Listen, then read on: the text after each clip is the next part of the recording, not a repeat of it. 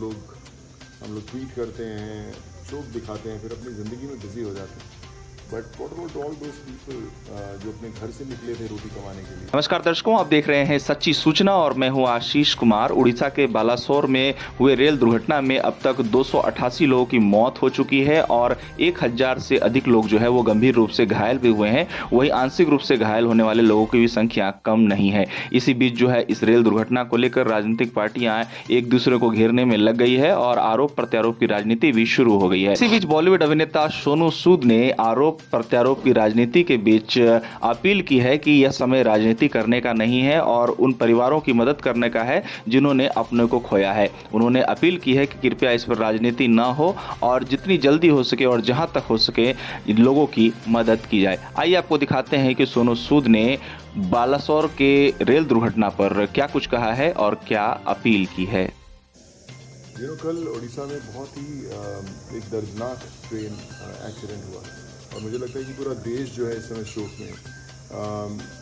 लेकिन दुख की बात ये है कि हम अचानक देख रहे हैं कि सब पार्टीज के लोग एक दूसरे को ब्लेम करने में लग गए हैं, नीचे खींचने में लग गए हैं। But no one is thinking about the families of all these people who have gone through that. Very sad I think. सब लोग हम लोग ट्वीट करते हैं, शोक दिखाते हैं, फिर अपनी ज़िंदगी में बिजी हो जाते हैं। But what about all those people जो अपने घर से निकले थे रोटी कमाने के लिए। कोई चेन्नई जा रहा था, कोई मजदूर बिहार का, अलग अलग फैमिलीज़ के छोटे छोटे परिवारों के लोग, जो पूरे परिवार ख़त्म हो गए। मुझे नहीं लगता कि वापस से कभी वो खड़े हो पाएंगे। कॉम्पनसेशन मिलेंगे उनको जो शायद 2-4 महीने में ख़त्म हो जाएंगे।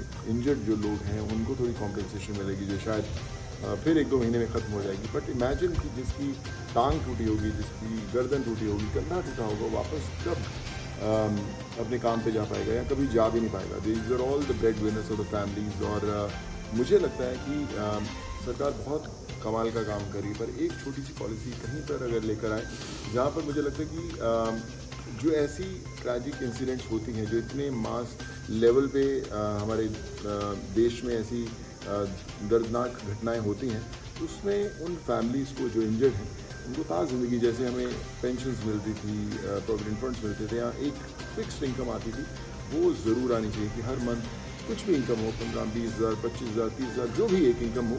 इन फैमिलीज़ जो इंजर्ड हुए हैं फैमिलीज़ या जिनके परिवार वाले गए हैं, उनको एक फ़िक्स इनकम आनी ज़रूरी है ताकि वो चल सके। क्योंकि जो भी हम थोड़ी बहुत कॉम्पनसेशन देंगे वो ज़्यादा देर तक टिकने वाली नहीं है, और कोई भी कॉम्पनसेशन फैमिली का जो लॉस हुआ है उसको कभी पूरा नहीं कर पाएगी। तो आई वुड रिक्वेस्ट हाथ जोड़ के सब लोगों से कि आप मिलकर कुछ ना कुछ ज़रूर करें। जो स्टेट गवर्नमेंट्स हैं, जो सेंट्रल गवर्नमेंट्स हैं, बहुत कमाल का काम कर रही हैं। But together I think they should form certain kind of policies जो आगे तक एक एग्जांपल सेट कर पाएँ। और ख़ासकर उड़ीसा की जो इतनी बड़ी इंसिडेंट है उसमें हम लोग सब मिलकर साथ में खड़े हो पाएँ। आई थिंक सिर्फ सोशल मीडिया पे दुख दिखाने से कुछ नहीं होगा। एक रिलीफ फंड इकट्ठा होना चाहिए उन फैमिलीज़ के लिए, उन परिवार वालों के लिए। And I would say please make it happen.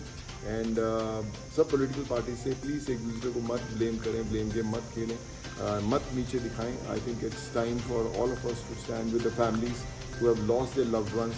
और मुझे नहीं लगता कि कभी वो ज़िंदगी नॉर्मल उनकी हो पाएगी। हम लोग शायद, जैसे मैंने बोला, कि हम लोग व्यस्त हो जाएंगे अपनी ज़िंदगी में, but it's very important to stand with them and show our support to them. So guys, please come together and let's try to do whatever best we can. Jai Hind.